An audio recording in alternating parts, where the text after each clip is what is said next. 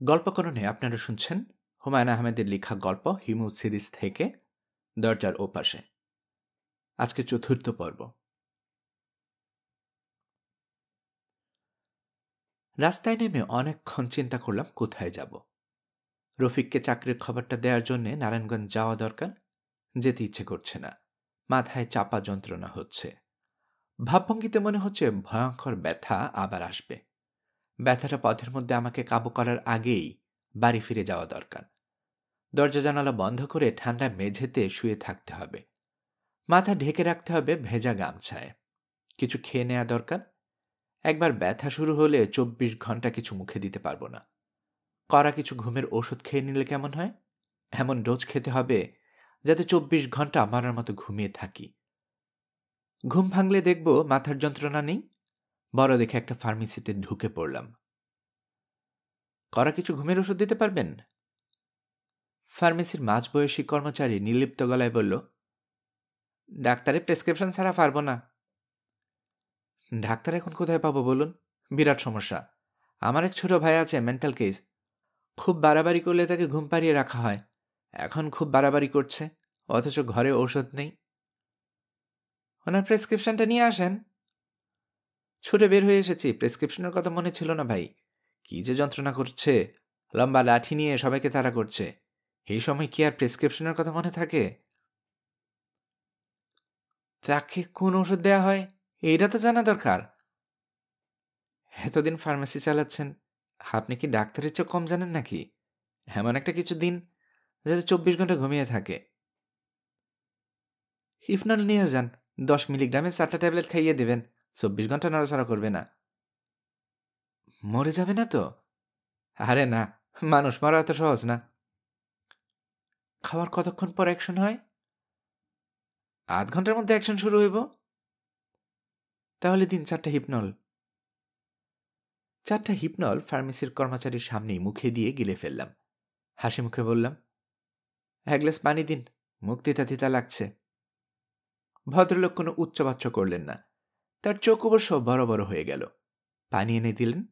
আমি এক চুমুকে পানি খেয়ে হাই তুলতে তুলতে বললাম, একটা টেলিফোন করব, টেলিফোনটা দিন। ভয় নেই, কল পিছু 5 টাকা করে দেব। আমার বন্ধুকে একটা খবর দিতে হবে, ওর চাকরি হয়েছে সেই খবর। অবশ্য বন্ধুর বাড়িতে টেলিফোন নেই, ওদের পাশের বাসার একটা টেলিফোন আছে, অন রিকোয়েস্ট, অর্থাৎ বিনীত গলায় বললে ওরা ডেকে দেয়। টেলিফোন তালাবদ্ধ। তালাবদ্ধ থাকলে খুলবার ব্যবস্থা করুন। যত তাড়াতাড়ি করবেন ততই ভালো। বেশি দেরি হলে আপনার দোকানে ঘুমিয়ে পড়ব। আমার হার্ট আবার খুবই দুর্বল। যে করা ঘুমের ওষুধ খাইয়েছেন, এখানে ভালো মন্দ কিছু হয়ে যেতে পারে। তখন আপনি পড়বেন বিপদে। ডাক্তারের প্রেসক্রিপশন ছাড়া ওষুধ দিয়েছেন। ভদ্রলোক শঙ্কিত ভঙ্গিতে টেলিফোন বের করে দিলেন। তালাও খোলা হলো। আমি ডায়াল করতে করতে বললাম, মিথ্যা কথা বলবেন না ভাই। ছোটখাটো মিথ্যা বলতে বলতে পরে অভ্যাস হয়ে যাবে। একদিন দেখবেন ক্রমাগত মিথ্যে বলছেন। এই যে নাম্বারটা ডায়াল করছি, ওদের যখন বলবো পাশের রফিককে একটু ডেকে দিন, ওরা বলবে এখন সম্ভব হবে না, বাসায় কাজের লোক নেই। ওরা একটা মিথ্যা কথা বলবে, যে কারণে ওদেরকে রাজি করানোর জন্য আমাকে একটা মিথ্যা কথা বলতে হবে। মিথ্যা নিয়ে আসে আরেক মিথ্যা, সত্য জন্ম দেয় সত্যের। বুঝতে পারছেন তো ভাই সাহেব? Hello hello. ওপাশ থেকে অল্প বয়সী মেয়ের গলা পাওয়া গেল, রিনরিনি মিষ্টি গলা। আপনি কাকে চাচ্ছেন? তোমাদের পাশের বাড়ির রফিককে, যার মা মারা গেছেন। ওনাকে তো এখন ডাকা যাবে না, আমাদের বাসায় এখন কাজের লোক নেই। কাজের লোক কখন আসবে? অর্থাৎ কখন টেলিফোন করলে রফিককে ডেকে দেওয়া যাবে? আমাদের কাজের লোকটা তো ছুটিতে দেশে গেছে, কবে আসবে কে জানে। তাহলে তো তোমাদের খুব সমস্যা হলো। আপনি কে? আমি একজন অকাজের লোক। শোনো খুকি, এই বয়সে মিথ্যা কথা বলা শুরু করেছ কেন? রফিককে ডাকা যাবে না এটা সরাসরি বলে দিলেই ঝামেলা চুকে যায়। মাঝখান থেকে মিথ্যা করে কাজের লোককে কথা বলছো।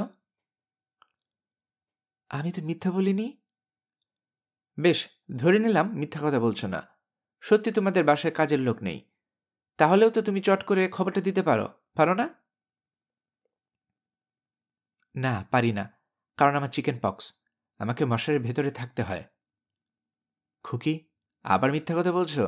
একটা মিথ্যা বললে 10টা মিথ্যে বলতে হয়। কাজের লোক দিয়ে শুরু করেছ, এখন চলে এসেছো জল বসন্তে। আরও খানিকক্ষণ কথা বললে আরও মিথ্যে বলবে। মেয়েটা খিলখিল করে হেসে ফেলল। হাসিটা শুনে ভালো লাগলো। এত আন্তরিক ভঙ্গির হাসি অনেকদিন শুনিনি। সঙ্গে সঙ্গে মন ভালো হয়ে গেল। মাথার যন্ত্রণাটা চট করে খানিকটা কমে গেল। আমি কোমল গলায় বললাম, হাসছো কেন খুকি? আপনার পাগলামি ধরনের কথাবার্তা শুনে খুব মজা লাগছে, এই জন্যই হাসছি। আপনি ধরুন, আমি রফিক ভাইকে ডেকে দিচ্ছি। মেয়েটি আরো খানিকক্ষণ হাসল। হাসতে হাসতে বলল, আমাকে খুকি খুকি করছেন, এজন্যই খুব মজা লাগলো। আমি মোটেই খুকি না। মেডিকেল কলেজে 5th ইয়ারে পড়ি, এবং আমার সত্যি সত্যি চিকেন পক্স। বাসায় শুধু যে কাজের লোক নেই তাই না, কেউই নেই। সবাই বিয়ে বাড়িতে গেছে। আমার খালাতো বোনের বিয়ে। আমরা কথা কি সত্যি বলে মনে হচ্ছে এখন? হ্যাঁ, হচ্ছে। ধরে থাকুন, আমি ভাইয়াকে ডাকছি। তাকে ডাকতে হবে না, শুধু একটা খবর দিয়ে দিবেন যে তার চাকরির ঝামেলা মিটেছে, সেজন্য কালকেই অফিসে যায়। আর আপনি দয়া করে আমাকে ক্ষমা করে দেবেন। আপনাকে ক্ষমা করা হলো। মেয়েটা আবারও হাসছে। আমি টেলিফোন রিসিভার নামিয়ে রাখলাম। মাথার যন্ত্রণা পুরোপুরি চলে গেছে। আমি ফার্মেসির কর্মচারীর দিকে তাকিয়ে মধুর ভঙ্গিতে হাসলাম। সে শিউরে উঠল। আমি বললাম, কই, ঘুম তো আসছে না। আরও 2টো হিপনল দিন, এক গ্লাস পানি আনুন। আর একটা কথা ভাই সাহেব, আপনার দোকানে আজ ঘুমাবো বলে স্থির করেছি। আপনি কি কোনো বেঞ্চ টেঞ্চ দিতে পারবেন? ডাক্তারের প্রেসক্রিপশন ছাড়া ঔষধ দেওয়ার বিপদ দেখলেন? মোবারক হোসেন সাহেবকে গ্রেফতার করা হয়েছে। তার বিরুদ্ধে অভিযোগ গুরুতর। নিধু বৈরাগী হত্যা মামলা, 4 বছর আগের হত্যাকাণ্ড। নিধু বৈরাগীর ছোট ভাই নিতাই বৈরাগী 4 বছর পর মোবারক হোসেনকে আসামি করে মামলা করেছে। মামলা তদন্তের ভার দেওয়া হয়েছে সিআইডি পুলিশের উপর। তদন্তকারী অফিসার সাংবাদিকদের বলেছেন, তদন্তের গতি সন্তোষজনক। এমন সব এভিডেন্স পাওয়া গেছে যা এত সহজে চট করে পাওয়া যায় না। মোবারক হোসেন সাহেবকে জেল হাজতে পাঠানো হয়েছে। তার জামিনের আবেদন নাকচ করে দেওয়া হয়েছে। ওই বাড়িতে আমার যাওয়া নিষেধ, তবু একদিন গেলাম। বাড়ির গেটে তালা ঝুলছে, বিরাট তালা। বাড়ির লোকজন কোথায় কেউ বলতে পারল না। কোথায় গেলে খোঁজ পাওয়া যাবে তাও কেউ জানে না। মানুষজন না থাকলে অতি দ্রুত বাড়ির মৃত্যু ঘটে। বাড়ির আশেপাশে দাঁড়ালেই গা ছমছমানো ভাব হয়। বাড়ির সামনে পান সিগারেটের দোকানের ছেলেটা বলল, ওনার দেশের বাড়িতে যান, ওইখানে খোঁজ পাইবেন। দেশের বাড়ি কোথায়? কুমিল্লা। কুমিল্লা কোথায়? তা তো ভাইজান জানি না। বাড়ি তালাবদ্ধ থাকে, কেউ খোঁজ নিতে আসে না। মন্ত্রী সাহেবের মেয়ে একদিন আসছিলেন, খুব কান্নাকাটি করলেন। কবে এসেছিল? তাও ধরেন 1 সপ্তাহ। গুলশানের কোনো এক ক্লিনিকে ওনার স্ত্রী ছিলেন। গুলশান এলাকার যত ক্লিনিক ছিল সব খুঁজলাম। মোবারক হোসেন সাহেবের স্ত্রী তার কোনোটিতে নেই, কোনোদিন নাকি ছিলেনও না। এদের কোনো খোঁজ বের করার একমাত্র উপায় হলো মোবারক হোসেন সাহেবের সঙ্গে দেখা করা। সেটা কি করে সম্ভব তাও বুঝতে পারছি না। জেলখানার গেটে গিয়ে যদি বলি আমি প্রাক্তন মন্ত্রী মোবারক হোসেন সাহেবের সঙ্গে দেখা করতে চাই, তাহলে তারা যে খুব আনন্দের সঙ্গে আমাকে ভেতরে নিয়ে যাবে তা মনে করার কোনো কারণ নেই। নারায়ণগঞ্জ থানার ওসি সাহেবকে টেলিফোন করলাম, উনি যদি কোনো সাহায্য করতে পারেন। ভদ্রলোক বিমর্ষ গলায় বললেন, আমি সামান্য ওসি, আমার স্থান চুনোপটিরও নিচে, আর এই মামলা রুই কাতলার মামলা, দেখা করতে পারবেন বলে মনে হয় না। তবু চেষ্টা করে দেখি, কি করতে হবে বলুন তো দেখি। নিয়মকানুন আমিও ঠিক জানি না। ডিআইজি প্রিজনকে অ্যাড্রেস করে দরখাস্ত করতে হবে। কেন দেখা করতে চান, আসামির সঙ্গে আপনার সম্পর্ক কি, সব দরখাস্তে থাকতে হবে। আমি খোঁজ খবর করে একটা দরখাস্ত না হয় আপনার জবানিতে লিখে নিয়ে আসি। এতটা কষ্ট আপনি করবেন? অবশ্যই করব। আপনি বিকেলে আপনার মেসে থাকবেন, আমি সব তৈরি করে নিয়ে আসব। কাজ হবে কি না তা কিন্তু জানি না। আপনাকে অনেক ধন্যবাদ, রাখি তাহলে। 1 সেকেন্ড হিমু সাহেব, আপনি কি 2 মিনিটের জন্য আমার স্ত্রীকে একটু দেখতে যাবেন? ও ঢাকা মেডিকেল কলেজের ক্যান্সার ওয়ার্ডে ভর্তি করিয়েছে ওকে। এখন সে একেবারে শেষের অবস্থায় আছে। আমি দিনরাত প্রার্থনা করি শেষটা যেন তাড়াতাড়ি আসে। আমি নিজেই সহ্য করতে পারছি না। হিমু সাহেব, ভাই যাবেন? আমি কি আমার স্ত্রীকে আপনার কথা বলেছি? আসুন, একসঙ্গে যাব। ও এখন কথা বলতে পারে না, কিছু জিজ্ঞেস করলে লিখে জবাব দেয়। আমি ওনাকে কি বলবো? আপনাকে কিছু বলতে হবে না, আপনি পাশে কিছুক্ষণ থাকলেই ওর ভালো লাগবে। আপনার সম্পর্কে আমি ওকে বলেছি। কি বলেছেন? তেমন কিছু না, বলেছে আপনি সাধক প্রকৃতির মানুষ, আপনি পাশে দাঁড়ালেও ও সাহস পাবে। অন্য একটা জগতের যাত্রা, সে যাচ্ছেও একা একা, খুব ভয় পাচ্ছে। ওসি সাহেবের গলা ধরে এলো, কথা জড়িয়ে এলো। আমি শান্ত স্বরে বললাম, ওসি সাহেব, আপনি কাঁদছেন নাকি? ভদ্রলোক সঙ্গে সঙ্গে স্বাভাবিক গলায় বললেন, না না, কাঁদছি না, আমরা পুলিশ, এত সহজে কাঁদলে কি আমাদের চলে? ভদ্রমহিলা বোধহয় ঘুমাচ্ছিলেন। ওসি সাহেবকে নিয়ে পাশে গিয়ে দাঁড়াতেই তার ঘুম ভাঙল।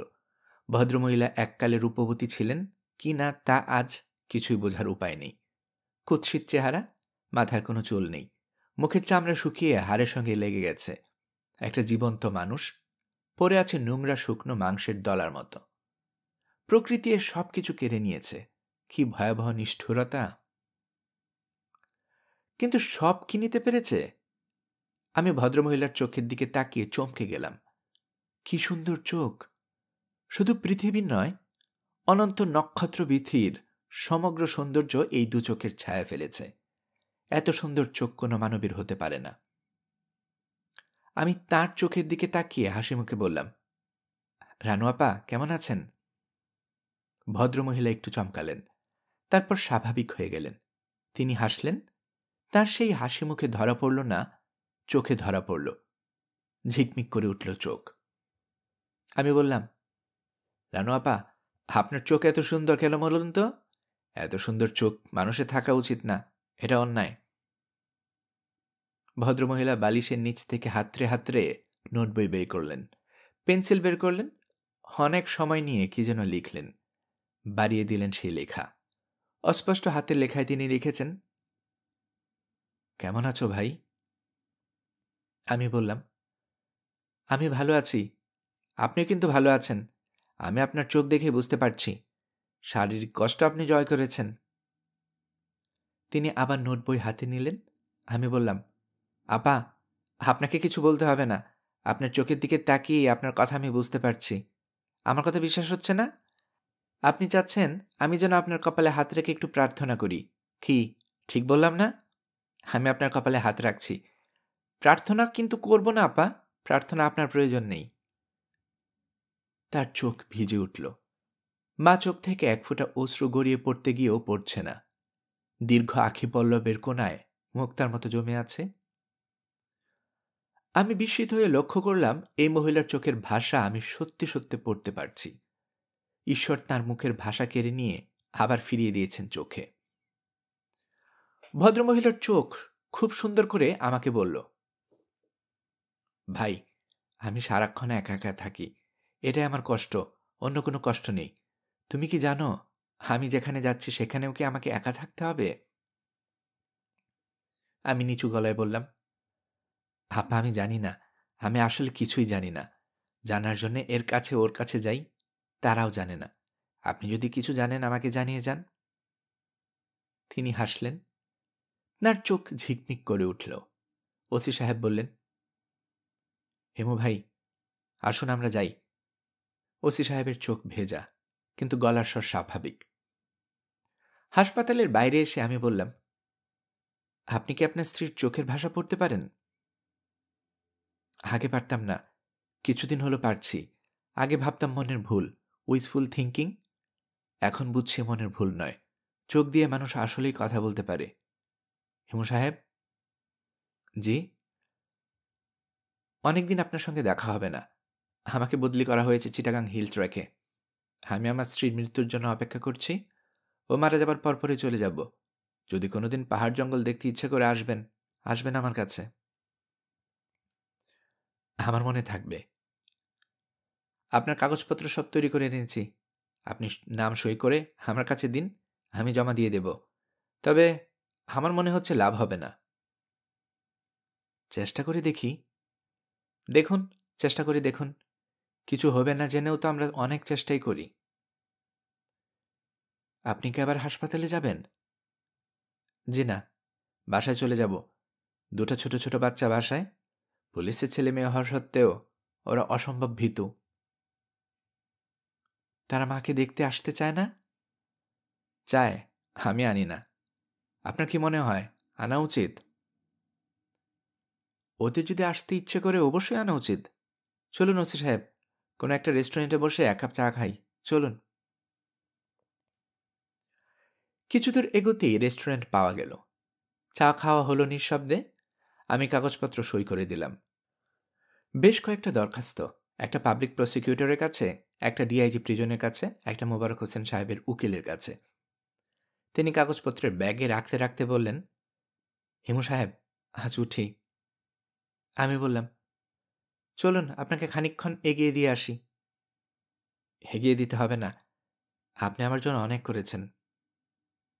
তিনি দ্রুত পা ফেলে অদৃশ্য হয়ে গেলেন। দরখাস্তে কোনো লাভ হলো না, অনুমতি পাওয়া গেল না। জেলখানা, পুলিশ, কোর্ট কাছারি এসব ব্যাপারে বিশেষজ্ঞ হচ্ছেন আমার ছোট মামা। ছোট মামাকে চিঠি লিখলাম। চিঠি পাঠাবার তৃতীয় দিন তিনি চলে আসলেন। আসবেন তা জানতাম। আমার প্রতি মামাদের ভালোবাসা সীমাহীন। একটা হ্যান্ডব্যাগ, একটা ছাতা, বগলে ভাঁজ করা কম্বল নিয়ে রাত দুপুরে মামা উপস্থিত। এমনভাবে দরজা ধাক্কাচ্ছেন যেন ভেঙে ফেলবেন। মেসের অর্ধেক লোক জেগে গেল। আমি হন্তদন্ত হয়ে দরজা খুললাম। ছোট মামা ঘরে ঢুকতে ঢুকতে বললেন, বিষয় কি রে? আমি খুবই চিন্তাগ্রস্ত।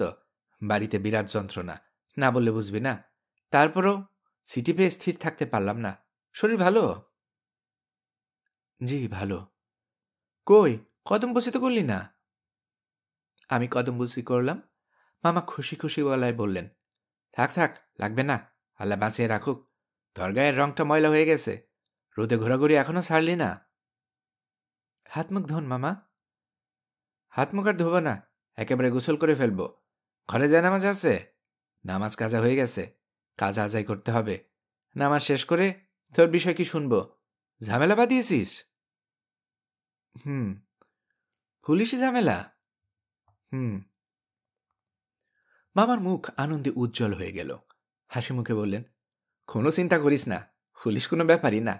আমরা তো বেঁচে আছি, এখনো মরি নাই। তোর সিটি পরে বুকের মধ্যে ধক করে উঠল। সিটি পেলাম একটায়, 4টার গাড়ি ধরলাম।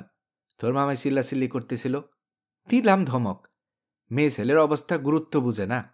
তাকে বললাম, অবস্থা সিরিয়াস না হলে কি হিমু চিঠি লেখে? সে চিঠি লেখার লোক। মামা গোসল করে জায়নামাজে বসে গেলেন। দীর্ঘ সময় লাগলো নামাজ শেষ করতে। তার চেহারা হয়েছে সুফি সাধকের মতো, ধপধপে সাদা লম্বা দাড়ি। মোনাজাত করবার সময় টপ টপ করে তার চোখ দিয়ে পানি পড়তে লাগলো। আমি অবাক হয়ে এই দৃশ্য দেখলাম।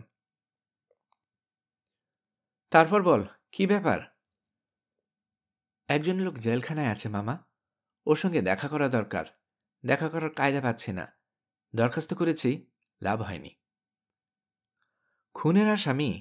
312 ধারা? কোন ধারা তা তো জানি না, তবে খুনের আসামি। এটা কোনো ব্যাপার না, টাকা খাওয়াইতে হইব। এদেশ এমন এক জিনিস, টাকা ছাড়া কোনো কিছুই হয় না। টাকা তো মামা আমার নেই। টাকা চিন্তা তোকে করতে বলছি নাকি? আমরা আসছি কি জন্যে? মরে তো যাই নাই, টাকা সাথে নিয়ে আসছি। দরকার হলে জমি বেচে দিব। খুনের মামলাটা কীরকম বল শুনি? আসামি ছাড়াই আনতে হবে? তুমি পারবে না মামা, তোমার ক্ষমতার বাইরে। আগে বল, তারপর বুঝবো পারবো কি পারবো না। টাকা থাকলে এই দেশে খুন কোনো ব্যাপারই না। 1 লাখ টাকা থাকলে 2টা খুন করা যায়। প্রতি খুনে খরচ হয় 50,000। পলিটিক্যাল লোক হলে একটু বেশি লাগে। আমি মোবারক হোসেন সাহেবের ব্যাপারটা বললাম। মামা গালে হাত দিয়ে গভীর আগ্রহ নিয়ে শুনলেন। সব শুনে দীর্ঘ নিঃশ্বাস ফেলে বললেন, পুলিশের সাজানো মামলা, পেছনে আছে বড় খুঁটি। কিছু করা যাবে না। ট্রাইব্যুনাল করলে কোনো আশা নাই, সিভিল কোর্ট হলে আশা আছে। জাজ সাহেবদের টাকা খাওয়াইতে হবে। আগে জাজ সাহেবরা টাকা খেত না, এখন খায়। অনেক জাজ দেখেছি, কাতলা মাছের মতো হা করে থাকে। কেস সিভিল কোর্টে উঠলে আমার খবর দিয়ে আনবি। তুমি কি করবে? সাক্ষী যে কয়টা আছে সবার মনে একটা ভয় ঢুকায় দিয়ে দিতে হবে। বলতে হবে সাক্ষী হয়েছে কি জান শেষ। এইসব কথা এরা বিশ্বাস করবেও না। তখন একটাকে মেরে ফেলতে হবে। একটা শেষ হয়ে গেলেই বাকিগুলো ভয় পেয়ে যাবে। তাছাড়াও আরও ব্যাপার আছে, তুই ছেলে মানুষ বুঝবি না। তুই আমার খবর দিস, চলে আসব। মামলা মোকদ্দমা তোমার খুব ভালো লাগে? এইসব ভালো লাগার ব্যাপার? তুই একটা ঝামেলায় পড়েছিস। আমি কোনো ঝামেলায় পড়িনি মামা। তোর চেনা জানা একজন পড়েছে, ব্যাপার একই। ভাই বেড়াদার, বন্ধু, এদের না দেখলে কে দেখবে? পাড়ার লোক দেখবে। মামা কিছু খাবেন? হোটেল সারা রাত খোলা থাকে, চলুন যাই। না, কিছু খাবো না। ফজরের নামাজ পড়ে ঘুমাবো। এতক্ষণ জেগে থাকবেন? কোরআন তেলাওয়াত করব, তুই ঘুমা। মামা ফজরের নামাজ পড়ে নিশ্চিন্ত মনে ঘুমোতে গেলেন। ভোরবেলা জেগে উঠে দেখি মামা নেই। সারাদিন অপেক্ষা করলাম। তিনি ফিরলেন ঠিক সন্ধ্যায়। আমার সঙ্গে একটি কথাও না বলে মাগরিবের নামাজ শেষ করে আমাকে ডাকলেন। খুশি খুশি গলায় বললেন, ব্যবস্থা করে এসেছি, কাল সকাল 10টায় জেল গেটে চলে যাবি। আর শোন হিমু, আমি আর থাকতে পারবো না। বাড়িতে বিরাট যন্ত্রণা রেখে এসেছি। কেলেঙ্কারির অবস্থা, গিয়ে সামাল দিতে হবে। এখানকার মামলা শুরু হোক, তুই খবর দিস, খবর দিলেই চলে আসব। তোর জন্য মনটা সবসময় কাঁদে রে। আমি মামাকে রাতে ট্রেনে তুলে দিতে গেলাম। দুজন প্ল্যাটফর্মে দাঁড়িয়ে আছি। গার্ড সবুজ বাতি দেখিয়ে দিয়েছে। মামা বললেন, তাড়াতাড়ি কদমবুচি করে ফেল, ট্রেন ছেড়ে দেবে। আমি কদমবুচি করতেই মামা আমাকে জড়িয়ে ধরে হাউমাউ করে কাঁদতে লাগলেন। ট্রেন ততক্ষণে চলতে শুরু করেছে। মামা বললেন, থাক, বাদ দে, একদিন তোর সঙ্গে থেকেই যাই। কাল রাতে ট্রেনে গেলেই হবে। আসছি যখন, মিরপুরের মাজার শরীফটা জিয়ারত করে যাই। খুবই গরম মাজার। না, মানুষদের অন্তরে ভালোবাসা থাকে না, এটা ঠিক না। না, মানুষদের অন্তরে ভালোবাসা থাকে না, এটা ঠিক না। না, মানুষদের অন্তরে ভালোবাসা তীব্রভাবেই থাকে। মোবারক হোসেন সাহেব আমাকে দেখে অত্যন্ত বিস্মিত হলেন। বিস্ময় গোপন করার চেষ্টা করলেন না। তার চেহারা খুব খারাপ হয়ে গেছে। মনে হচ্ছে সারা গায়ে পানি এসেছে। হাতে মুখে পানি এসেছে, ঘন ঘন ঢুক গিললেন। হিমু, তুমি দেখা করার ব্যবস্থা করলে কি করে? কাউকে তো দেখা করতে দিচ্ছে না, তিতলিকেও দেয়নি। অন্যের কথা বাদ দাও। আমি বললাম, ব্যবস্থা করেছি, দেখা করার কোনো সমস্যা না। আপনার জন্য 2 প্যাকেট সিগারেট এনেছি। Thanks, many thanks. তোমাকে দেখে ভালো লাগছে। ওই দিন তোমাকে আজে বাজে কথা বলেছি, কিছু মনে রেখো না। যদি এই যন্ত্রণা থেকে মুক্তি পাই, যদি বের হতে পারি, তোমাকে আমি খুশি করে দেব। আমি এমনিতেই খুশি চাচা। চাচা, আপনি সিগারেট খান, আমি দেখি। তাও জানি, ভালো লাগছে তোমাকে দেখে। এখন মনে হচ্ছে আমি একেবারে একা না, একজন হলেও আছে যে আমার জন্য খানিকটা হলেও অনুভব করে। তুমি আজ প্রথম আমাকে চাচা বললে। I am feeling honoured. Mobarak Hossain সাহেবের চোখে পানি এসে গেল। আমি বললাম, আপনি দুর্বল হয়ে পড়েছেন কেন? দুর্বল হয়েছে নানান ধরনের অন্যায় এই জীবনে করেছি। সৎ মানুষ যদি হতাম, দুর্বল হতাম না। আমি সৎ মানুষ না। তোমার ভাষায় আমি হচ্ছি না মানুষ। তবে এরা যে মামলা সাজিয়েছে তা মিথ্যা মামলা। মিথ্যা বলে শাস্তি হয়ে যাবে। সত্য মামলায় অনেক ফাঁকফোকর থাকে, মিথ্যা মামলায় থাকে না হিমু। জি। তোমার নাকি ইনটিউশন প্রবল। তোমার কি মনে হয় ওরা আমাকে ঝুলিয়ে দেবে? আমার ইনটিউশন কাজ করছে না। আমারটাও কাজ করছে না। তোমার মতো আমার ইনটিউশনও প্রবল, কিন্তু এখন কিছু করতে পারছি না। ভালো কথা, তোমাকে এখানে কতক্ষণ থাকতে দেবে? 1 ঘন্টা। Good, very good. কথা বলার মানুষ নেই। ও আচ্ছা, তোমার ওই বন্ধু, ওর চাকরিটা হয়েছে তো? জানি না, আমি আর খোঁজ নেইনি। ওকে খবর দিয়েছি। যে চাকরির জন্য এত ঝামেলা করলে, সেটা শেষ অবস্থা জানলে না। একদিন যাব, খোঁজ নিয়ে আসব। জহিরের কোনো খোঁজ নেই, তাই না? জি না। হেমু? জি? তোমার ইনটিউশন কি বলে জহির বেঁচে আছে? আমার কয়েকদিন থেকেই অন্যরকম মনে হচ্ছে। বেঁচে থাকলে এই অবস্থায় সে লুকিয়ে থাকতো না। সে তার চিঠিতে আমাকে শয়তান বলেছে। খাঁচায় ঢুকে পড়লে শয়তান আর শয়তান থাকে না, সে তখন চিড়িয়াখানার পশু হয়ে যায়। আমি এখন চিড়িয়াখানার চিড়িয়া। খাঁচা থেকে যদি বের হতে পারেন তখন কি হবেন বলতে পারছি না, বলা খুব মুশকিল। কোনো কিছুই আগে ভাগে বলা যায় না। মোবারক হোসেন সাহেব আরেকটা সিগারেট ধরালেন। ধরাতে কষ্ট হলো, মনে হলো তার হাত কাঁপছে। হেমু? জি? আমার মেয়েটার সঙ্গে ইতিমধ্যে কি তোমার দেখা হয়েছে? না। তারা কোথায় আছে জানি না, আপনার বাড়ি তালাবদ্ধ। ও পুরানো ঢাকায় আগামসি লেনে আছে, ঠিকানা দিচ্ছি, একবার দেখা করবে। কিছু বলতে হবে? বলবে ভালো আছি, চিন্তা করতে নিষেধ করবে। মেয়েটা একলা হয়ে গেছে। ওর মাকে চিকিৎসার জন্য ওর ভাইরা সিঙ্গাপুর নিয়ে গেছে, জানো বোধ হয়?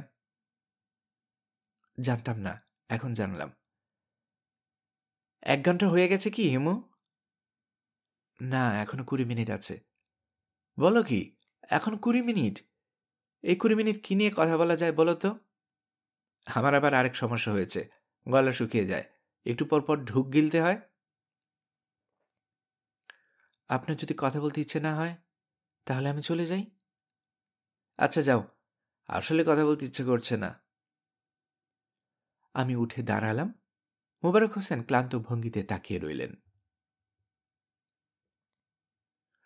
ছোট মামার রাতে ট্রেনে যাবার কথা, কাপড় পরে তৈরি হয়েছেন। বেরোতে যাব, হঠাৎ বললেন, আচ্ছা বাদ দে, আর একটা রাত থেকে যাই। তোর সাথে দেখাই হয় না, একা একা থাকিস, বড় মায়া লাগে। বাড়িতে কি সব সমস্যা নাকি আছে? থাকুক সমস্যা, এক রাতে কি আর হইব? তোর সাথে গল্প গুজব কইরা না। বেশ তো মামা, আসুন গল্প গুজব করি। তুই এবার একটা বিয়ে টিয়ে কর, একা একা কতদিন থাকবি? অবশ্য একা একা থাকার আরাম আছে, তাই বলে সারা জীবন তো আর একা একা থাকা যায় না, ঠিক না? জি মামা, ঠিক। দেখে শুনে পাত্রী ঠিক করতে হবে, নন মেট্রিক হলে ভালো হয়। এইসব মেয়ে হাতের মুঠার মধ্যে থাকে, যা বলবি শুনবে। পড়াশোনা যে জানা মেয়ে খ্যাস খ্যাস করবে। কালো মেয়ে খুঁজে বের করতে হবে। মুখের সিঁড়ি স্বাদ আছে, কিন্তু রং কালো। ফর্সা মেয়েদের মেজাজ থাকে, ধরাকে সরা জ্ঞান করে। কালো মেয়ে 10 স্তরেও শব্দ করে না। মেয়ে দেখব নাকি হেমু? এখন না মামা, চাকরি বাকরি নেই, খাওয়াবো কি? খাওয়ানোর মালিক আল্লাহ পাক, কে খাওয়াইব এইসব নিয়ে চিন্তা করে মহাপাপের সামিল। এ জগতের সমস্ত পশু পাখি, মানুষ, জিন, সবার খাওয়ার দায়িত্ব আল্লাহ পাকে নিজের হাতে রেখেছেন। এই ধর পিঁপড়া, পিঁপড়া কখনো খাওয়ার অভাব হয়? হয় না। আল্লাহ পাক তার খাওয়ার ব্যবস্থা করে রেখেছেন। পিঁপড়ার মতো অত ক্ষুদ্র প্রাণীর খাওয়ার ব্যবস্থা করে আছে, আর মানুষ থাকবে না? তাই এসব নিয়ে চিন্তা করিস না। চাকরি টাকরি হোক, তারপর তোমাকে বলবো। মেয়ে দেখতে বেশি দিন তো আর লাগবে না। কি বলিস, বেশি দিন লাগবে না? বিচার বিবেচনা আছে না? হালের গরু আর ঘরের জরু, এই 2 জিনিসেই বিচার বিবেচনা করে আনতে হয়। চাকরি বাকরি করে মাথা খারাপ করিস না। চাকরিতে বরকত নাই, বরকত হইল ব্যবসায়। নবীজও ব্যবসা করতেন, তোকে ব্যবসায় লাগিয়ে দেব।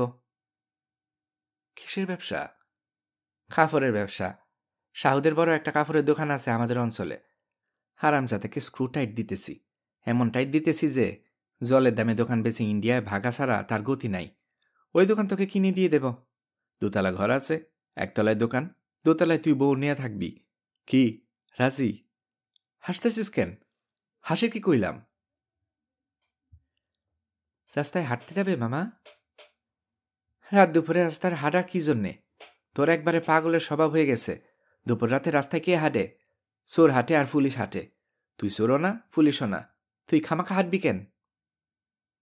খানিকক্ষণ রাস্তায় না হাঁটলে আমার ঘুম আসে না মামা, তুমি শুয়ে পড়ো, আমি খানিকক্ষণ হেঁটে আসি। হাঁটাহাঁটির একমাত্র ঔষধ বিবাহ। বিবাহের পর দেখবি হাতি দিয়ে টেনেও তোকে বউয়ের কাছ থেকে সরানো যাবে না। বাহিরমুখী পুরুষ বউ অন্তঃপ্রাণ হয়, শাস্ত্র কথা। পথে নেমেই মনে হলো সেই সেতু মেয়েটির সঙ্গে আজ দেখা হবে। সে কিছু টাকা ফেরত দেবার জন্য পথে পথে ঘুরছে। অনেকক্ষণ রাস্তায় ঘুরলাম, দেখা হলো না। একটা 16-17 বছরের ছেলে এসে একসময় জিজ্ঞেস করল, স্যার কাউরে খুঁজেন? আমি বললাম, না। সে মধ্যবয়স্কের মতো ভারী গলায় বলল, একটা ভালো জায়গা আছে, যাইবেন? না। তবুও সে পিছনে ছাড়ল না, আমার সঙ্গে সঙ্গে ঘুরতে লাগলো, ঠিক পাশাপাশি না, খানিকক্ষণ দূরত্ব রেখে। আমি একসময় বললাম, আমার সঙ্গে 20 টাকার একটা নোট আছে, তোমার দরকার থাকলে নিতে পারো, ধার হিসাবে, পরে ফেরত দিতে হবে। ছেলেটি ধার নেয়ার ব্যাপার কেউ আগ্রহ দেখালো না, তবে এবার আরো দূরে দূরে রইল না, কাছে এগিয়ে এলো। আমরা দুজন হাঁটছি, কেউ কাউকেই চিনি না। আরে হিমু, প্লেজেন্ট সারপ্রাইজ, এসো এসো। আমি পুরোপুরি হকচকিয়ে গেলাম। আমাকে দেখে উচ্ছ্বসিত হবার কোনো কারণ নেই, কিন্তু বড় ফুপা উচ্ছ্বসিত, তার মুখ ভর্তি হাসি। আমি শঙ্কিত বোধ করলাম, মুখে হাসি টেনে এনে বললাম, আজ মাসের 1 তারিখ ফুপা। অবশ্যই আজ মাসের 1 তারিখ, তোমার অ্যালাওয়েন্স খামে ভরে রেখেছি, এখন বলো কি খাবে? কতবার কফি খেতে চেয়েছিলে, দিতে পারিনি, this time I have coffee, good coffee, খাবে? না, একটা কাজে যাচ্ছি। আরাম করে বসো, মনে হচ্ছে অনেকদিন পর তোমাকে দেখছি। আপনাকে এত খুশি খুশি লাগছে কেন? খুশি খুশি লাগছে? হ্যাঁ। খুশির কারণ ঘটেছে, কারণটা বলার আগে তোমার উপর যে এম্বার্গো ছিল তা উঠিয়ে নেওয়া হলো, নো এম্বার্গো। ইচ্ছে করলে তুমি এখন আমার বাড়িতে যেতে পারো, as a matter of fact আমাদের সঙ্গে বাসও করতে পারো। এক কাজ করো না, আজই আসো, সন্ধ্যার পর আসো, ডিনার করো আমাদের সঙ্গে। ঠিক আছে ফুপা, যাব, এখন যাই। বড় ফুপা বিস্মিত হয়ে বললেন, এম্বার্গো কি জন্য উঠিয়ে নেওয়া হলো জানতে চাচ্ছ না? না। আশ্চর্য ব্যাপার, সামান্য কৌতূহল কি তোমার বোধ করছে না? এম্বার্গো নেই, এটাই বড় কথা, কেন নেই তা নিয়ে মাথা ঘামাতে যাচ্ছে না। বসো তো, বলি কি জন্য এম্বার্গো বাতিল হয়েছে। সন্ধেবেলা যখন খেতে যাব তখন শুনব। আহা, এক্ষুনি শুনো, তোমার কৌতূহল না থাকতে পারে, আমার বলার আগ্রহের দাম দেবে না। আরাম করে বসো, তোমার পা উঠিয়ে বসার অভ্যাস, পা উঠিয়ে বসো, কফি খাও, এই কফিটা তোমার জন্য আনানো, ওই দিন কফি খেতে চাইলে দিতে পারলাম না। আমি বসলাম। আনন্দিত মানুষের মুখের দিকে তাকানো আনন্দময় ব্যাপার। ফুপাকে দেখে ভালো লাগছে, তাছাড়া ফুপা মুখে যাই বলুক আমাকে বেশ পছন্দ করেন। হিমু। জি। বাদল বলে তোমার নাকি অনেক ক্ষমতা টমতা আছে, বলো দেখি, আমি কি জন্য খুশি? বাদল সম্পর্কে আপনার দুশ্চিন্তা দূর হয়েছে বলে আপনি খুশি, ও দেশের বাড়ি চলে যাচ্ছে, খুব সম্ভব আমেরিকা। ফুপা অনেকক্ষণ হতভম্ব হয়ে তাকিয়ে রইলেন। হতভম্ব ভাব খানিকটা কাটার পর বিড়বিড় করে বললেন, আসলে তোমার ক্ষমতা আছে, ইয়েস, ইউ হ্যাভ এ পাওয়ার। বাদল ভুল বলেনি, আমি ইমপ্রেসড, থরলি ইমপ্রেসড। ফুপা ঘোর লাগা চোখে তাকিয়ে আছেন। আমি তার ঘোর খানিকটা কাটিয়ে দিতে পারি। বাদল বাইরে চলে যাচ্ছে এটা বলার জন্য কোনো ক্ষমতার প্রয়োজন হয় না, আমি অনুমান থেকে বলছি। যেহেতু ফুপা আমার উপর আর এম্বার্গো তুলে নিয়েছেন, সেই তো আমি ধরে নিয়েছি বাদলকে নিয়ে তার আর কোনো ভয় নেই। আমেরিকার যাত্রার ব্যাপারটাও সহজ অনুমান, বাদলের বড় বোন রিনকি আছে আমেরিকায়, সে ব্যবস্থা করেছে। হেমো।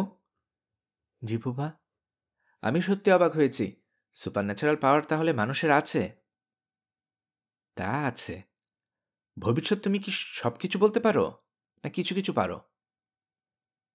সবাই খানিকটা পারে। না না না, সবাই পারে না, এটা সবার পারার ব্যাপার না। আচ্ছা, আমার ভবিষ্যৎ কি বলো তো? আপনার ভবিষ্যৎ খুবই ভয়াবহ। ফুপা হক চকিয়ে গেলেন, চট করে তার চোখ বড় বড় হয়ে গেল। তিনি জড়ানো গলায় বললেন, কেন? আপনার জীবন হবে নিঃসঙ্গ, প্রচুর মদ্যপান করবেন, 2 বছরের মাথায় বড় ধরনের স্ট্রোক হবে, যদি বেঁচে যান তাহলেও সমস্যা, ফুপুর সঙ্গে খিটিমিটি লেগেই থাকবে, শেষটা এমন দাঁড়াবে যে দুজন থাকবেন 2 বাড়িতে। এসব তুমি কি বলছো? যা ঘটবে তাই বলছি ফুপা। তোমার আধ্যাত্মিক ক্ষমতা আছে বলছো, না অনুমান করে বলছো? আধ্যাত্মিক ক্ষমতা থেকেই বলছি, তবে লজিকও একে সাপোর্ট করবে। মেয়ে কাছে নেই, ছেলেও চলে যাচ্ছে, নিঃসঙ্গটা হওয়াটাই তো স্বাভাবিক, সামনের বছর রিটায়ার্ড করছেন, কাজে মেজাজ থাকবে খারাপ। এমনিতে আপনি সিগারেট বেশি খান, তার পরিমাণ আরও বাড়বে। নিঃসঙ্গতা দূর করার জন্য মদ্যপানের মাত্রা বাড়িয়ে দেবেন, স্ট্রোক হবে। যতই দিন যাচ্ছে ফুপুর সঙ্গে ততই আপনার দূরত্ব বাড়ছে। যেহেতু বাড়ি ছাড়াও ঢাকার আপনার একটা অ্যাপার্টমেন্ট আছে, কাজে অনুমান করছি শেষের ভয়ঙ্কর দিনগুলোতে দুজন থাকবেন দু জায়গায়। কফি চলে এসেছে। ফুপা শুকনো মুখে কফির পেয়ালায় চুমুক দিচ্ছেন। ফুপার মুখের ভাব দেখে আমার মায়ায় লাগলো। আমি কফি শেষ করে উঠে দাঁড়াতে দাঁড়াতে বললাম, এতটা মন খারাপ করার কিছু নেই ফুপা, আগেভাগে সমস্যা জানা থাকলে সমস্যা এড়ানো যায়। ফুপা গম্ভীর গলায় বললেন, তুমি যা বলছো তাই হবে। আমি সমস্যা এড়াতে পারবো না, আমার সেই ক্ষমতাও নেই। তুমি তো খবর রাখো না, মদ্যপান 3 গুণ বেড়েছে। এখন রোজই খাই। তোমার ফুপুর সঙ্গে বাক্যালাপ 7 দিনের ভেতর 2 দিনেই বন্ধ থাকে। তুমি এসো, আজ সন্ধ্যায় কথা বলবো। ফুপার বাড়িতে যাবার আগে পুরনো ঢাকায় গেলাম। অনেক খোঁজাখুঁজির পর তিতলি যে বাড়িতে থাকে সেটা বের করলাম। ভঙ্গুর দশার এক দোতলা বাড়ি। 8 ঘন্টার মতো কড়া নাড়ার পর বুড়ো মতো এক লোক বের হয়ে এলেন। আমি তিতলির সঙ্গে দেখা করতে চাই শুনে তিনি খুবই সন্দেহজনক চোখে আমাকে দেখতে লাগলেন। তিতলি বাড়িতে থাকে আপনাকে কে বলল? তার বাবা বললেন। তিনি বলবেন কিভাবে, তিনি তো জেলে। ব্যাখ্যা করতে হলে অনেক সময় লাগবে। আপনি তিতলিকে দয়া করে বলুন হিমু এসেছে। আপনি কোত্থেকে এসেছেন? এসব জানার আপনার দরকার নেই, আমার নাম বললেই হবে। কি নাম বললেন? হিমু, হিমালয়। দাঁড়ান এখানে। আমি বারান্দায় দাঁড়িয়ে রইলাম। ভদ্রলোক ভেতরে ঢুকে দরজা বন্ধ করে দিলেন। নেমে এলেন প্রায় সঙ্গে সঙ্গেই। বিরস মুখে বললেন, তিতলি বলেছে দেখা হবে না। আপনি কি আমার নাম বলেছিলেন? বলেছিলাম। খুব লেট পাকাননি তো? একটা বলতে গিয়ে অন্যটা বলেননি তো? বলেছি হিমু দেখা করতে চায়, হিমালয়। আচ্ছা ঠিক আছে। ভদ্রলোক ভেতর থেকে দরজা বন্ধ করে দিলেন। আমি দাঁড়িয়ে রইলাম। কেন জানি মনে হচ্ছে ভদ্রলোক আবার দরজা খুলবেন, অপ্রস্তুত গলায় বলবেন, আপনাকে বসতে বলেছে। ইনটিউশন কাজ করল না। 8 ঘন্টা দাঁড়িয়ে থাকার পরও দরজা খুলল না। ফুপার পুরো বাড়ি অন্ধকার, পাঁচছেও আলো নেই। ব্যাপার কি কিছুই বুঝতে পারছি না। গেট খুলে অনিশ্চিত ভঙ্গিতে ভেতরে ঢুকলাম। মনে হচ্ছে বাড়ি খা খা করছে, কেউ নেই। বারান্দায় পা দিতেই ফুপা বললেন, এসো হিমু, তোমার জন্য অপেক্ষা করছি। বাড়ি অন্ধকার কেন? বুঝতে পারছি না। সব বাড়িতে ইলেকট্রিসিটি আছে, শুধু এখানেই নেই। কোনো মানে হয় বলো তো? ইলেকট্রিশিয়ানকে খবর দিয়েছিলাম, সে বলল কাট আউট চুরি হয়ে গেছে। কাট আউট কোনো বাড়িতে চুরি হয়? চোর কাট আউট দিয়ে কী করবে বলো তো দেখি? কাট আউট লাগিয়ে দিলেই হয়। এখানে যেসব জিনিস পাওয়া যায় সেগুলো ফিট করে না। ব্যাংকক থেকে এনেছিলাম, ড্রাইভারকে পাঠিয়েছি খুঁজে দেখতে কোথাও পাওয়া যায় কিনা। বাড়িতে কেউ নেই? তোমার ফুপু নেই, সামান্য একটু আর্গুমেন্ট হয়েছে, সুটকেস গুছিয়ে সন্ধ্যাবেলা চলে গেল। গেছেন কোথায়?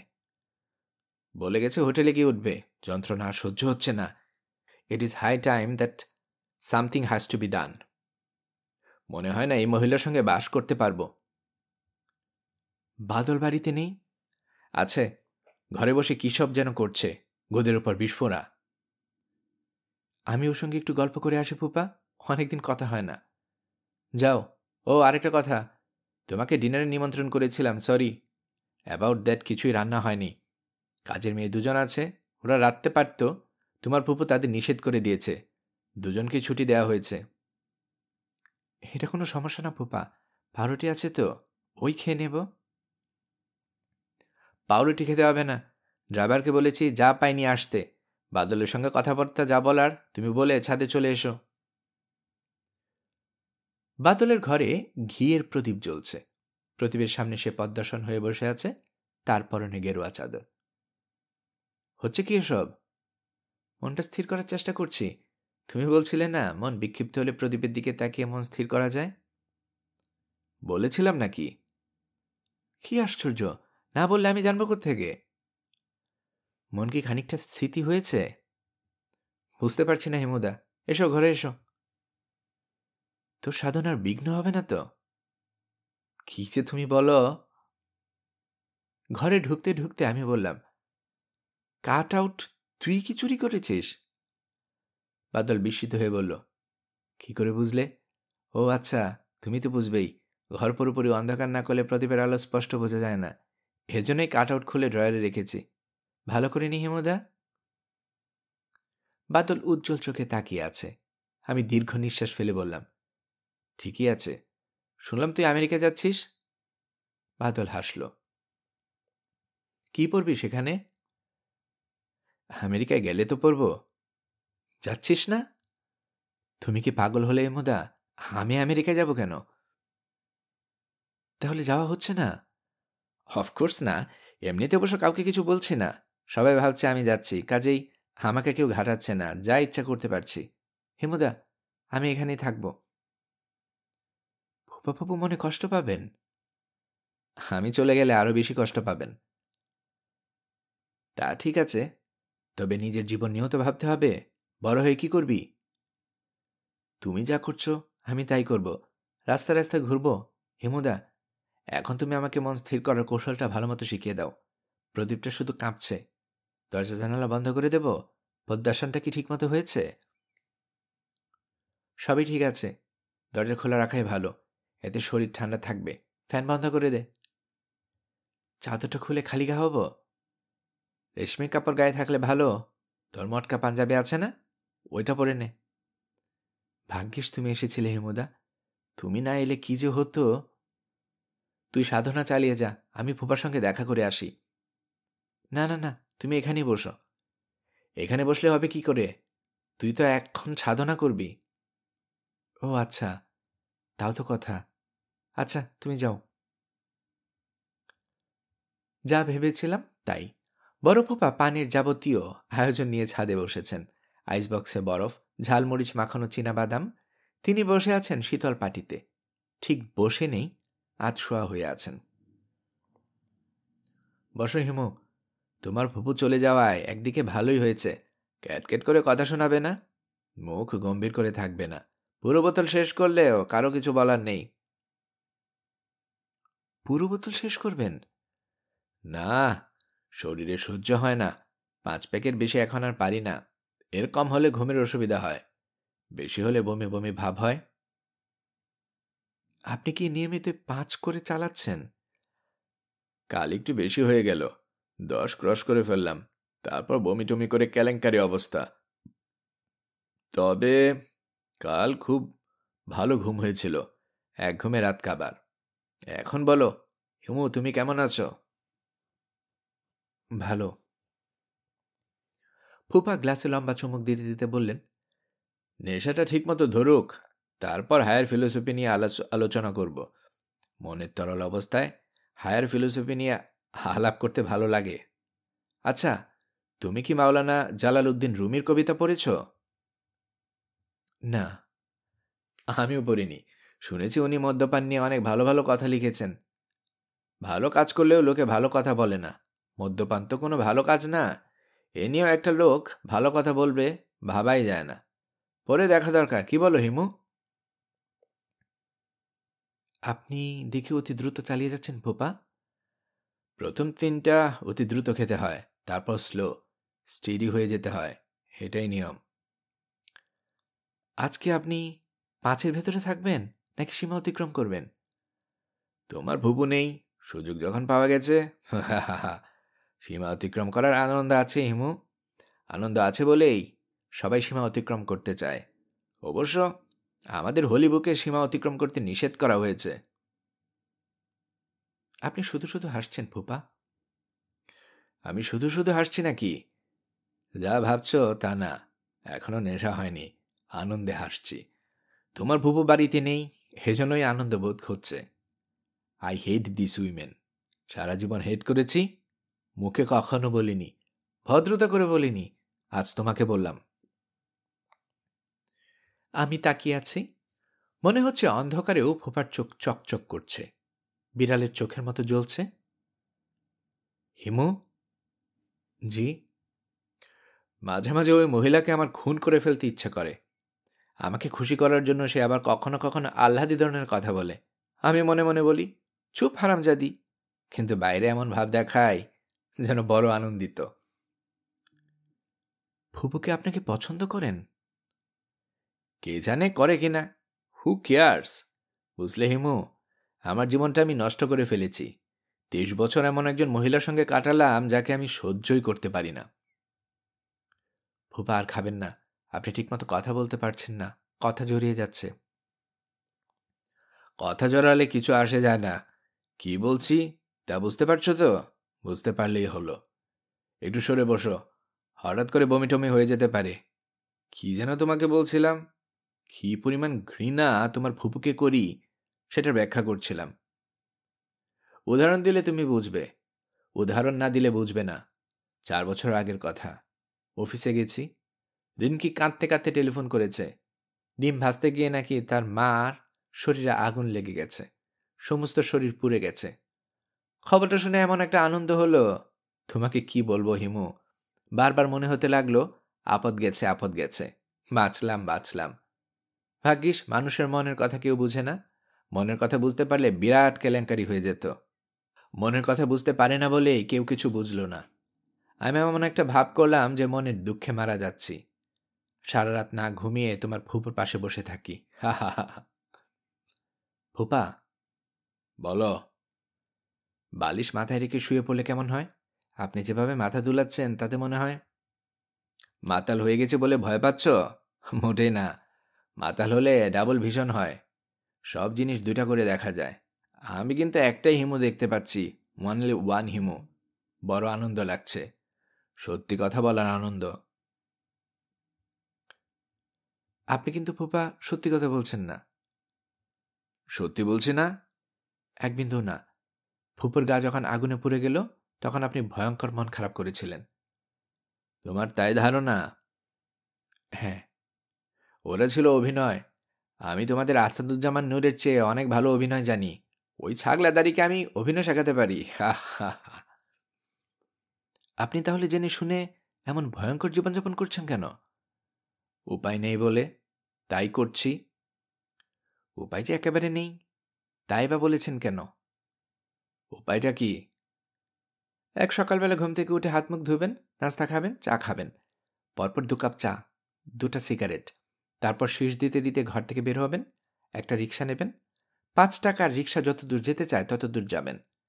তারপর রিক্সা থেকে নেমে হাঁটতে শুরু করবেন, হাঁটতেই থাকবেন, হাঁটতেই থাকবেন। মাঝে মাঝে বিশ্রামের জন্য থামতে পারেন, কিন্তু কখনোই পেছনের দিকে তাকাবেন না।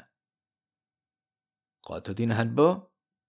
5 বছর, 10 বছর, 20 বছর, নির্ভর করে কতদিন আপনি বাঁচবেন তার উপর। হিমু, তুমি আসলেই পাগল, খারাপ ধরনের পাগল, a dangerous mad man. Dangerous বলছি কারণ তোমার আইডিয়া আমার পছন্দ হয়েছে। পছন্দ না হবার কোনো কারণ নেই ফুপা। এই পৃথিবী, এই বিশ্ব ব্রহ্মাণ্ড কোনোটাই স্থির না, সব কিছু প্রচণ্ড গতিময়। ইলেকট্রন ঘুরছে নিউক্লিয়াসের চারদিকে, নিউক্লিয়াস ঘুরছে, চন্দ্র সূর্য গ্রহ নক্ষত্র ঘুরছে, ছায়াপথ ছুটে ছুটে যাচ্ছে, শুধু মানুষ হাঁটা বন্ধ করে দিয়েছে। একসময় কিন্তু মানুষও ঘুরে বেড়াতো যাযাবরের মতো, এক জায়গা থেকে আরেক জায়গায় যেত। পাখিদের দেখুন, তারা মহাসমুদ্র উড়ে পার হয়, শীতের দেশ থেকে আসে গরমের দেশে, আবার উড়ে যায় শীতের দেশে, সারাক্ষণই উঠছে। সমুদ্রের মাছের ঝাঁকও তাই করে, মানুষেরও তাই করা উচিত। তাই করলে আজকের সভ্যতা, আজকের জ্ঞান বিজ্ঞান কি হতো? এইসবের প্রয়োজন নেই ফুপা। প্রয়োজন নেই না, from dust I have come, dust I will be. তুমি পাগল হিমু, পাগল, বদ্ধ পাগল। আমরা সবাই পাগল ফুপা, পৃথিবীটা একটা ম্যাড হাউস। আমি আজ উঠি, মাথা ধরেছে, ঘরে গিয়ে শুয়ে থাকব। এক্ষুনি খাবার নিয়ে আসবে। আসুক, আমার খেতে ইচ্ছে করছে না, মাথা ধরলে আমি কিছু মুখে দিতে পারি না। ঘরে ফিরলাম অনেক রাতে। বাজিদ সাহেব আমার ঘরের সামনে মোড়ায় একা একা বসে আছেন। আমি বললাম, এত রাত পর্যন্ত জেগে বসে আছেন, কি ব্যাপার বাজিদ সাহেব? বাজিদ সাহেব নরম গলায় বললেন, একটা ভালো খবর ছিল, এত আনন্দ হচ্ছে, আপনাকে খবরটা না দিয়ে ঘুমোতে পারছি না। মেয়ের বিয়ে ঠিক হয়ে গেছে? জি, আপনি যেমন বলেছিলেন ঠিক সেরকম ছেলে, চাকরি করে, দেশ থেকে দেশে ঘুরে বেড়ায়। খুব ভালো খবর বাইজিদ সাহেব। আপনার জন্যই হয়েছে। ছেলের একটা ছবি আছে আমার কাছে, ছবিটা কি একটু দেখবেন? অন্যদিন দেখব, আজ প্রচণ্ড মাথা ধরেছে। অবশ্য ছবি দেখার দরকার নেই, আমি জানি ছেলে সুন্দর। সুন্দর না? রাজপুত্রের মতো ছেলে। সব আপনার জন্যই হয়েছে, সব আপনার জন্যে। আমি জানতাম হবেই। সেদিন আপনাকে বলেছি, সেদিনই আমি জানি। মেয়েকে চিঠিও লিখলাম। বাইজিদ সাহেব চোখ মুছছেন। দুঃখে মানুষ কাঁদে, আবার আনন্দেও কাঁদে। আনন্দে মানুষ হাসে, আবার প্রবল দুঃখেও মানুষ হাসে। এখান থেকে আমরা কি সিদ্ধান্তে উপনীত হতে পারি না, আনন্দ এবং দুঃখ আলাদা কিছু না? প্রচণ্ড মাথা ধরেছে, কিছু ভাবতে পারছি না। বাইজিদ সাহেব ক্ষীণ গলায় বললেন, আপনি শুয়ে থাকুন, আমি একটু হাওয়া করি।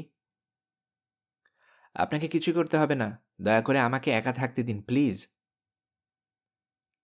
ঘরে কি ঘুমের ওষুধ আছে? এক গাদা হিপনোল খেয়ে শুয়ে থাকবো, মাথার যন্ত্রণার মুখোমুখি হতে চাচ্ছি না।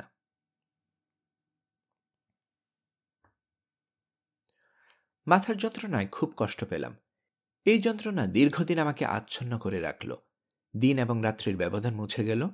মনে হতো সবসময় দিন, সবসময় রাত। মেজ থেকে তারা আমাকে হাসপাতালে নিয়ে ভর্তি করিয়ে দিল। হাসপাতালের ওয়ার্ডটি বিশাল, রুগীরা শুয়ে আছে, আমিও তাদের সঙ্গে শুয়ে আছি। স্থান কাল সম্পর্কেও বিভ্রমের মত হলো। এই মনে হলো হাসপাতাল, এই মনে হয় হাসপাতাল নয়, স্টিমারের খোলা ডেক। সিটি বাজিয়ে স্টিমার চলছে, আমরা খুব দুলছি। ক্রমাগতই লোকজন আসছে আমাকে দেখতে। এগুলো মনে হয় বিভ্রম, মস্তিষ্ক কল্পনা করে নিচ্ছে। বড় মামাকে একদিন দেখলাম, তিনি আমার সারা গায়ে হাত বুলিয়ে দিচ্ছেন, বিড়বিড় করে বলছেন, একই সমস্যা বাদলি বলতো। এই দৃশ্য অবশ্যই বিভ্রম। বড় মামা মারা গেছেন অনেক দিন আগে। এক গভীর রাতে রূপাকে দেখলাম, সে রাগী চোখে আমার দিকে তাকিয়ে আছে। কত কষ্ট করে তোমার ঠিকানা বের করেছি তা কি তুমি জানো? আমি তোমাকে হাসপাতালে রাখবো না, বাড়িতে নিয়ে যাব। তোমার বাবা মা, তারা কি বলবেন? যা বলার বলুক। একদিন সে তো এলো 1,000 টাকা সঙ্গে নিয়ে, তার মুখ শুকনো, সে লজ্জিত ও বিব্রত। মাথা নিচু করে অনেকক্ষণ বসে রইল, তারপর বলল, আপনার টাকাটা নিয়ে এসেছি, এটা কি বালিশের নিচে রাখবো? রাখো। আমি যদি খানিকক্ষণ আপনার বিছানার পাশে বসে থাকি, তাহলে কি আপনি রাগ করবেন? না। এইসব দৃশ্যের সবই কি কল্পনা? বোঝার কোনো উপায় নেই। একসময় তিতলি এসে উপস্থিত, তার পরনে আকাশি রঙের শাড়ি, হাত ভর্তি সবুজ চুড়ি। সে হাতের চুড়ির টুনটুন শব্দ করতে লাগল। আপনি কি আমাকে চিনতে পারছেন? পারছি, আপনি তিতলি। আপনি কেমন আছেন? আমি ভালো নেই। তাই তো দেখছি, কি রোগা হয়ে গেছেন। কি হয়েছে আপনার? জানি না কি হয়েছে, সম্ভবত মারা যাচ্ছি। প্রায়ই প্রচণ্ড মাথার যন্ত্রণা হয়, ইদানিং এর সঙ্গে জ্বর হচ্ছে। কে দেখছে আপনাকে? সবাই দেখছে। মেসের একজন ঝি, সে তার দেশ থেকে মাথায় মাখার একটা তেল এনে দিয়েছে। ওরা মাথায় মাখি, মাথায় মাখলে খুব আরাম হয়। আপনার আত্মীয় স্বজনরা আপনাকে দেখছেন না? দেখছে, সবাই দেখছে। মৃত আত্মীয় স্বজনরাও নিয়মিত খোঁজ নিচ্ছেন। আমার বড় মামা, সে তো প্রায় রাতে আমার সঙ্গে ঘুমান। ছোট বিছানা, দুজনে চাপাচাপি হয়। উপায় কি?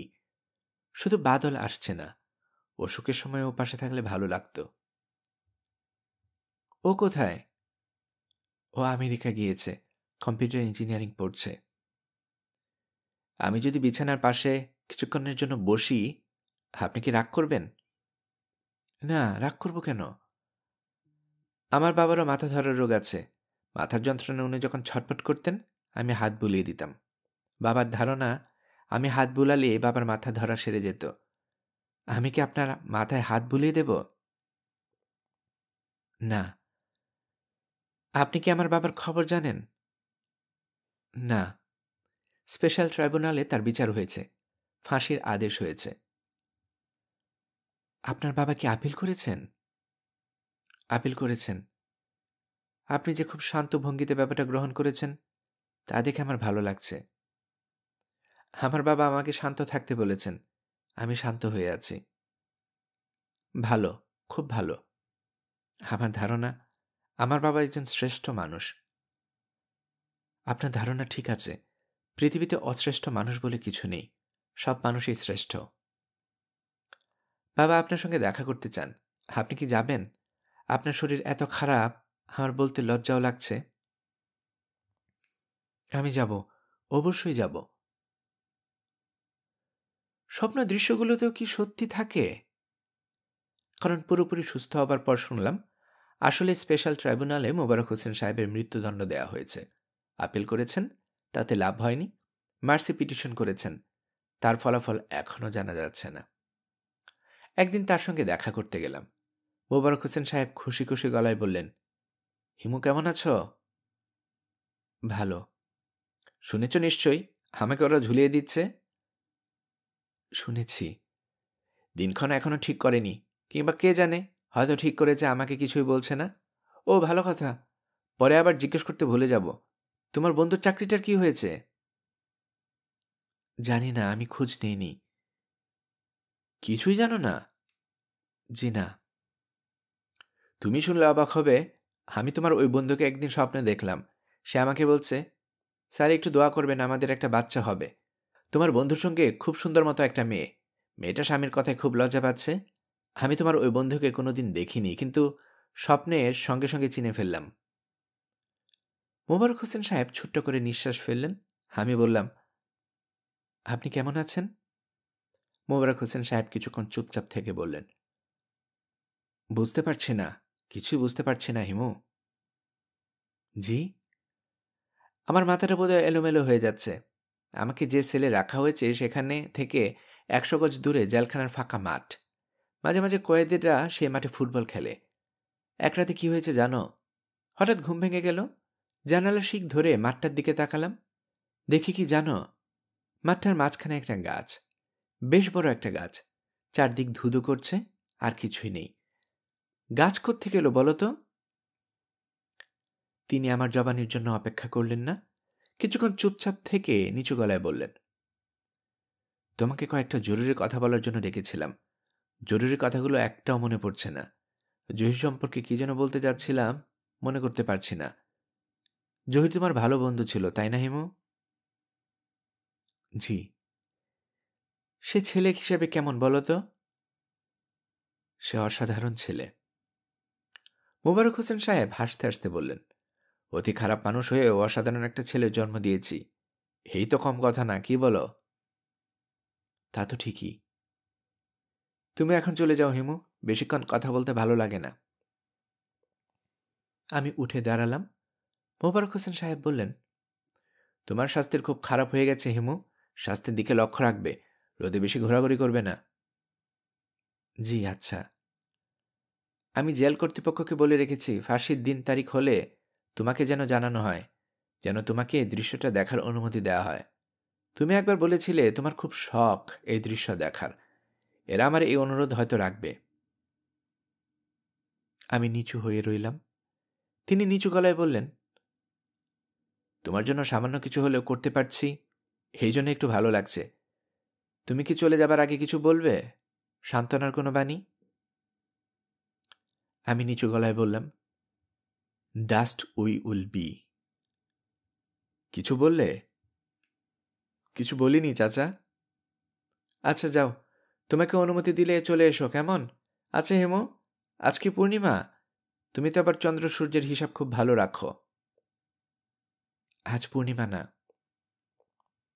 শুনেছি এরা ফাঁসি দিনের বেলায় দেয়, ভোরবেলা।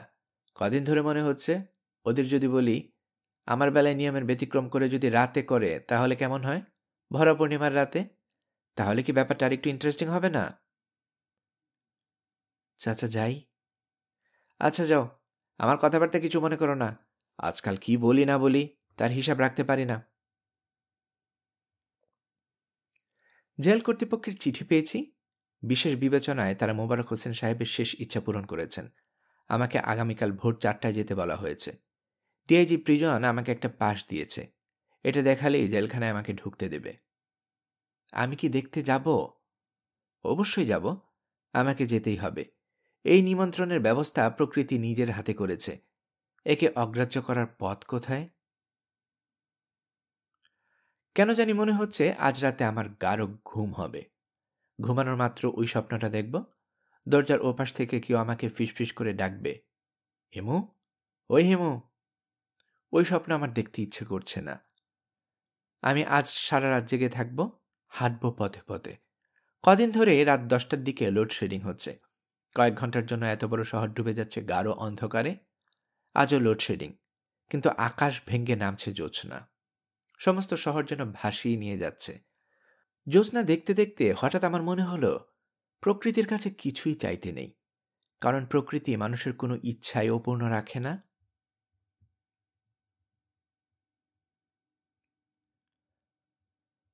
গল্পকরণে আপনারা শুনছিলেন হুমায়ুন আহমেদের হিমু সিরিজ থেকে লেখা গল্প দরজার ওপাশে এর চতুর্থ পর্ব।